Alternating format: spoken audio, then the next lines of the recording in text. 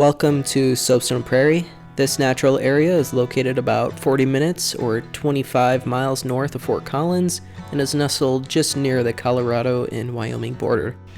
Soapstone Prarie is incredibly rich in biodiversity with over 100 bird species and numerous plant species. There are free-range bison, prairie dogs, and in 2014 there was a conservation effort that reintroduced the black-footed ferret to the grasslands of Soapstone Prarie.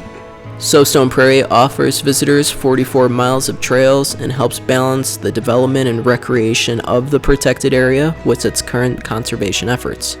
But how did Soapstone Prarie come to be? Well, you have to understand its origins a little bit. Soapstone Prarie was purchased by the city of Fort Collins in 2004, and in that same year of 2004, it was also established as a protected area. It later opened to the general public in 2009.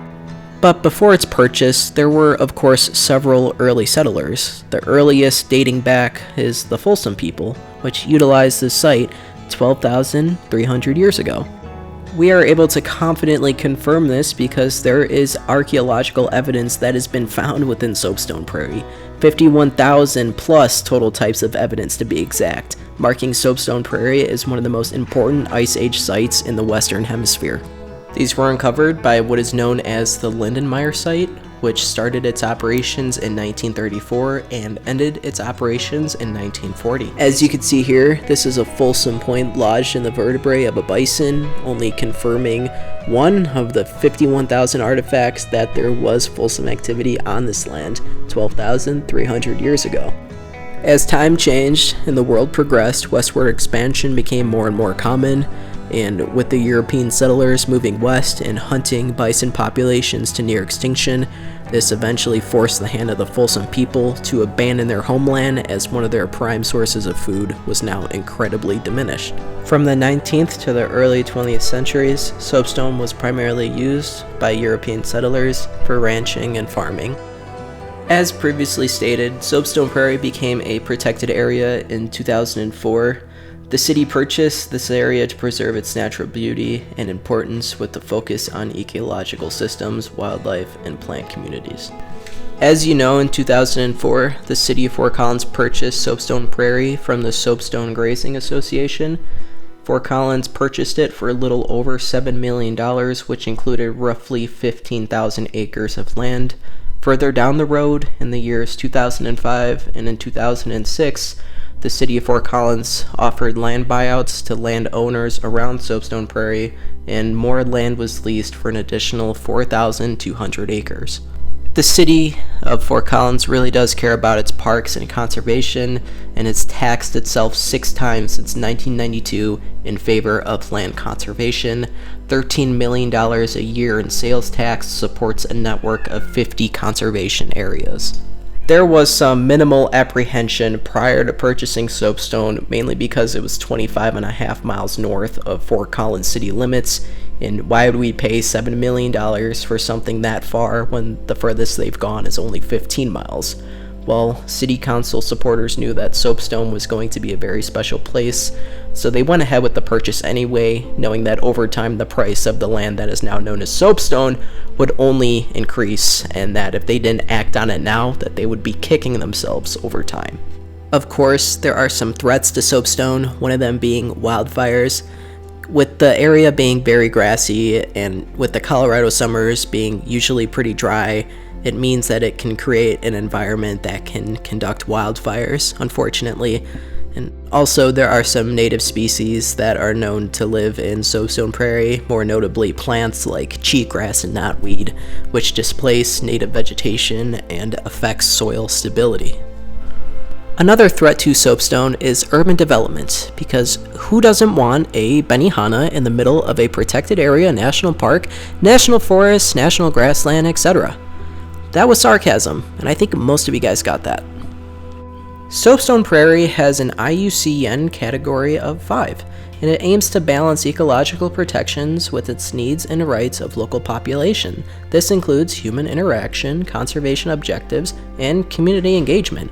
We want to be able to use Soapstone as a recreational area with trails and bathrooms and garbage cans while also being able to maintain its conservative values. I was fortunate enough to have picked a protected area no more than 40 minutes away from my house, so when I drove up there, I was pretty shocked to see that as little as 9 miles away from the gates of Soapstone, there were these houses and ranches and no trespassing signs and mailboxes and all this urban development that was so close to this protected area. Urban development, especially when being built so close to a protected area like Soapstone, comes with its own downsides too. There are several cons, like the destruction of fragile habitats of animals and plant species that live within Soapstone and happen to extend a little bit further out. When you're building houses on their habitats, you are going to deal with immense biodiversity loss as you're allowing invasive plant species to flourish and eventually really singling out the native plant species to fend for themselves.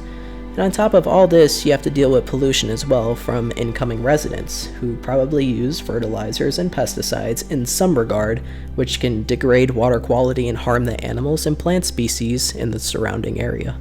Some indirect causes of urban development can include the introduction of the invasive plant species that we talked about previously, and with all these houses being built so close to Soapstone and some of them that were once on habitats that were of animals, this can disturb natural wildlife movement as well. Some underlying causes of urban development are in regards to human population and population growth, with Colorado consistently being among one of the top states where people are moving to.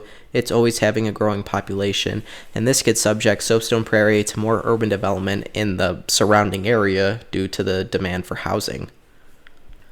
To piggyback off population growth and the demand for housing, this can also lead to land use policies being changed or implemented. Local zoning laws and management practices can promote urban development in certain areas, and you're kind of already seeing this around Soapstone.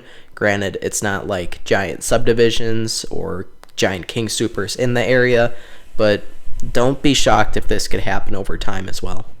The role of history in this threat of urban development to Soapstone includes the mining and agriculture that has set the precedents for the future and the future development of Soapstone.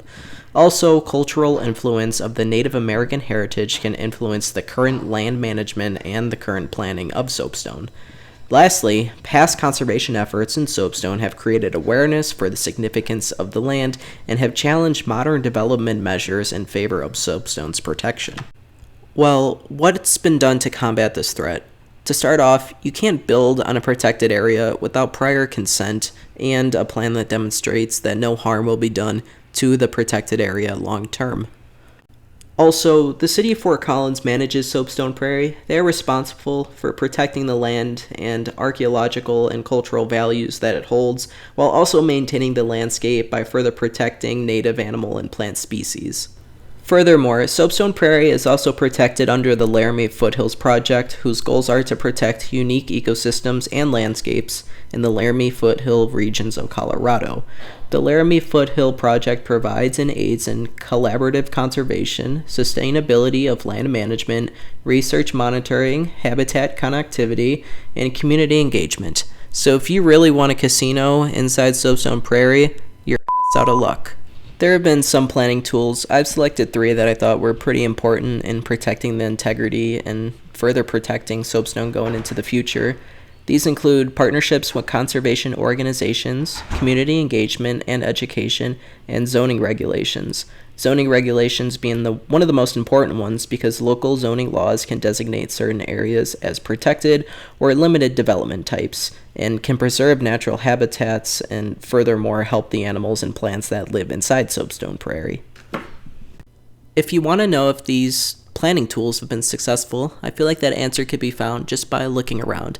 Outside of the energy plant 12 miles away and a couple houses in the distance, Soapstone Prarie is a very well-managed protected area for plants and animals alike, all in part of the Laramie Foothills Project that protects the prairie day in and day out, as well as the land management by the city of Fort Collins that protect the integrity of Soapstone Prarie.